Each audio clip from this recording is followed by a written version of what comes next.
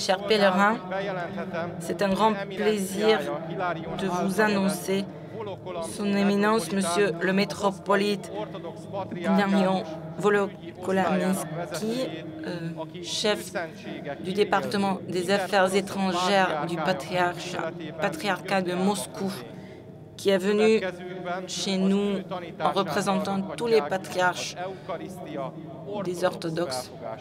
Maintenant, il va faire une intervention concernant l'interprétation orthodoxe de l'Eucharistie. Accueillez-le chaleureusement.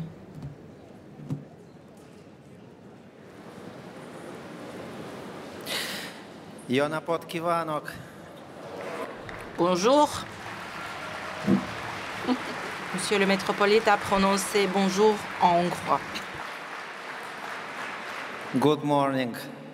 Your Eminences, your graces, dear brothers and sisters. Vos éminences, vos excellences, frères et sœurs, Orthodox understanding of the Eucharist.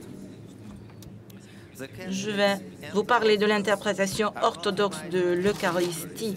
Les catholiques et les orthodoxes ne sont pas unis dans l'Eucharistie, mais nous sommes unis dans notre conviction que dans le vin et le pain eucharistique, après la consécration, le Christ n'est pas présent d'une manière symbolique, mais réellement dans sa plénitude. Nous croyons que le pain et le vin de l'Eucharistie, c'est le véritable corps et le sang du Christ.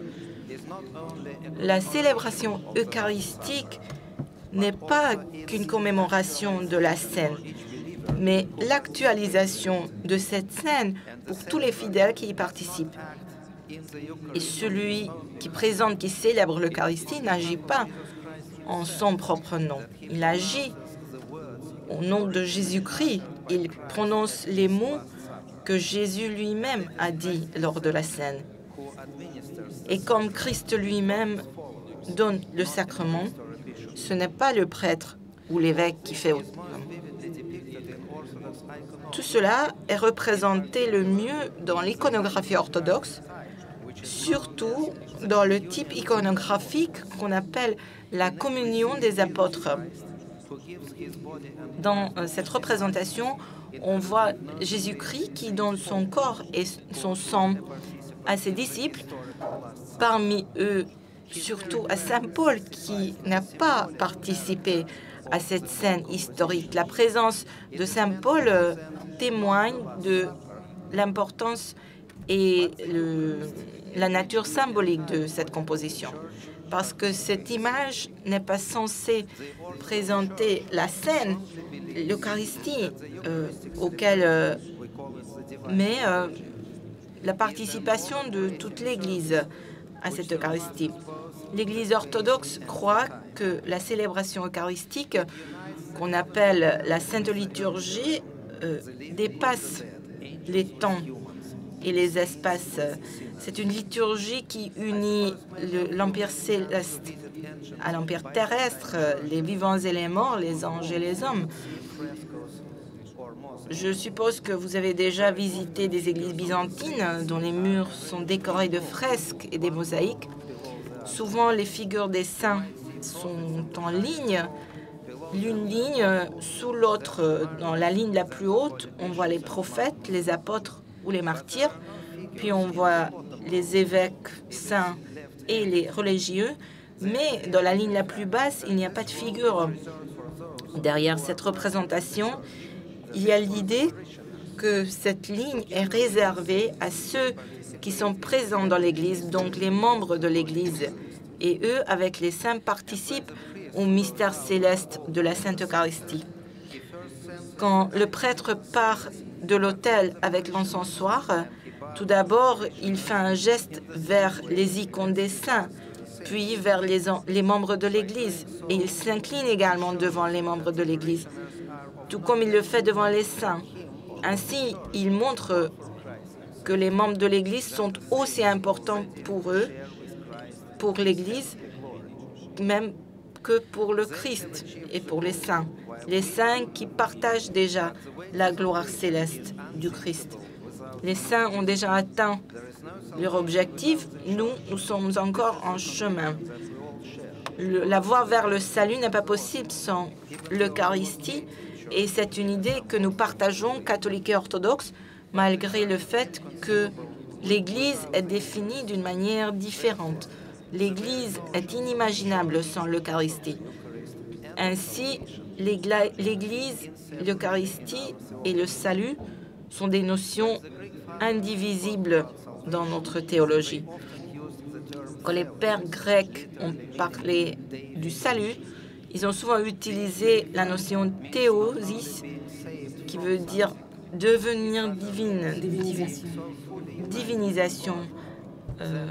Ça ne veut pas dire que nous sommes sauvés de quelque chose, du mal, du péché ou de l'enfer. Ça signifie qu'on devient unis à Dieu. En Jésus, nous confessons la plénitude de la nature divine et humaine. Le Christ n'est pas moitié homme, moitié Dieu. Il est entièrement homme et entièrement Dieu. Les pères de l'Église grecque, quand ils ont parlé de cette union, ils utilisaient la notion périkorésis, qui veut dire se laisser à l'autre mutuellement. Selon cette idée, la nature humaine de Dieu est entièrement divinisée et sa nature divine est, si on peut dire, humanisée. Ainsi, par son incarnation, par le Dieu incarné a été divinisé. Quand il a ressuscité des morts et il est monté aux cieux, il n'a pas laissé son corps ici. Bien au contraire, il a pris son corps humain dans sa gloire céleste et avec tout ça, toute l'humanité. Cette idée théologique est exprimée par les hymnes liturgiques orthodoxes consacrés à la fête de l'Ascension. Veuillez être indulgent parce que j'ai utilisé des notions difficiles grecques, mais maintenant je vais vous dire l'essentiel. Pour l'Église orthodoxe, l'Eucharistie est le moyen le plus important de cette divinisation comme objectif de la vie chrétienne. De quelle manière, quand on communie, le corps du Christ entre dans notre corps et son sang commence à couler dans les veines.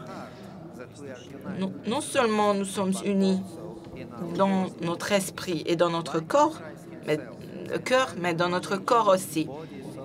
Comme dans le Christ, toute la nature humaine, le corps, l'esprit, a été unie à Dieu. Toute notre humanité participe aussi dans ce processus de divinisation. Peut-être c'est dans ce domaine qu'on peut sentir la plus grande différence entre le christianisme et d'autres religions monothéistes. La plupart disent qu'ils ouvrent la voie vers Dieu avec une prière, des adorations, le respect de Dieu, le respect de ses commandements. Mais il n'y a aucune religion qui propose une telle unification à Dieu, qui suppose que l'homme peut entièrement s'unir à Dieu et peut se procurer des caractéristiques divines. C'est une idée qui peut être paraître comme un blasphème pour d'autres religions qui ne sont pas chrétiennes. Mais pour nous chrétiens, c'est ce qui donne l'essentiel de notre théologie. Peut-être nous sommes différents dans le domaine théologique. Il y a certains qui utilisent des expressions latines au lieu des grecques, mais cette unification est une idée commune. C'est une unification qui se réalise comment? Est-ce que la communion est déjà suffisante pour cette divinisation? Si ce sera comme ça, celui qui mange le corps et le sang du Christ deviendra saint.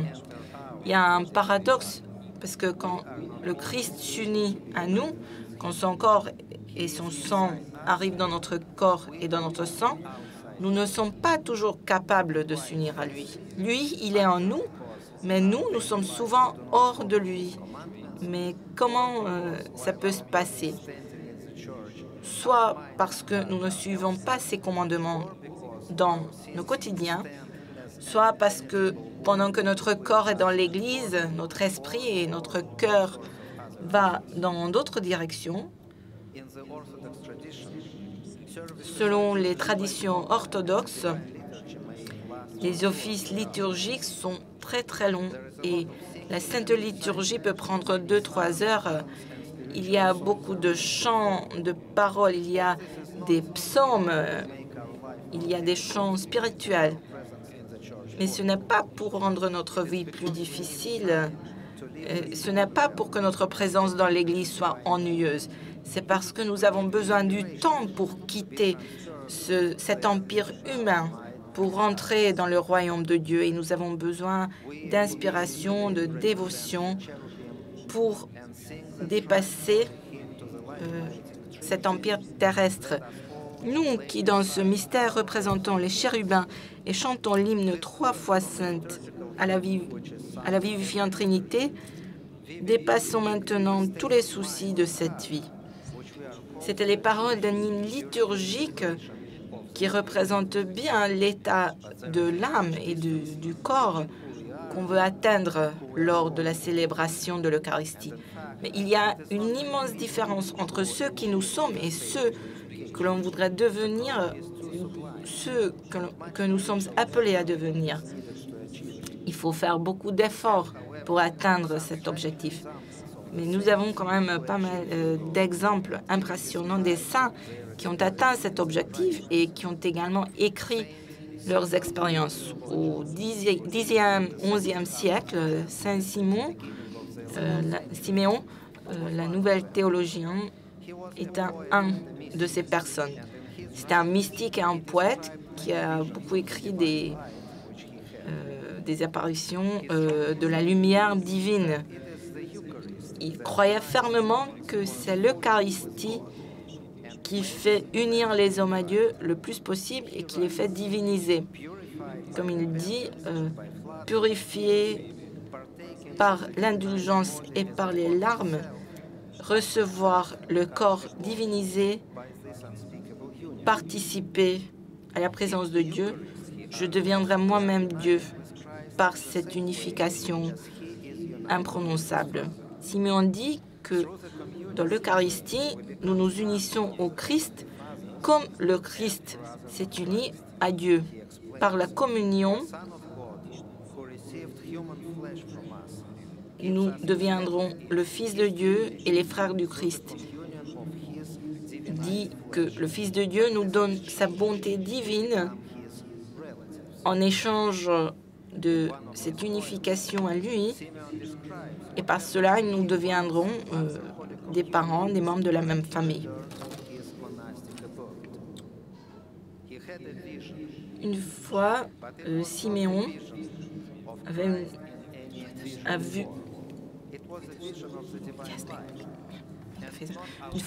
a vu la lumière divine, mais pas hors du corps, mais à l'intérieur du corps. Il dit, tous les membres de son corps a été imprégné de cette lumière divine et il a été divinisé par la présence de Dieu.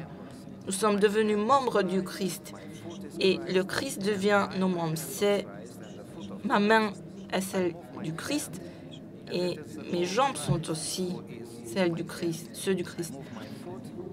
Quand je bouge ma main, je fais bouger Christ. Quand je bouge mes jambes, voilà, c'est comme si je bougeais le Christ. Donc, respecter le Christ qui te fait d'être de cette manière. Parce que si tu veux, tu peux aussi devenir membre du Christ. Et ainsi, chacun de nous peut devenir membre, main ou pied du Christ. Et Christ deviendra nos membres. Et nous serions ensemble Dieu. Et tous nos membres seront ensemble le Christ. Comme nous l'entendons, ce n'est pas des mots mystiques. Siméon essaye de décrire cette expérience qui est ancré profondément dans le mystère de l'Eucharistie et qui n'est pas propre à lui, mais qui est propre à toute l'Église. Nous serons ensemble Dieu. C'est ce qu'il souligne.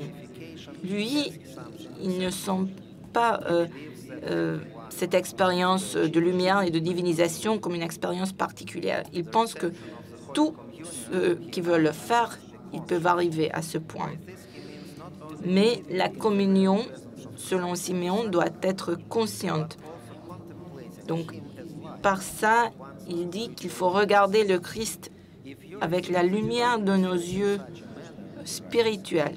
Si vous accueillez les secrets de Dieu de cette manière, toute votre vie sera une fête, une célébration, et pas seulement une simple fête, mais une fête particulière. Et le début des Pâques qui sera le moment de dépasser du monde sensible au monde compréhensible, où on va vivre ensemble avec le Christ et régner avec lui.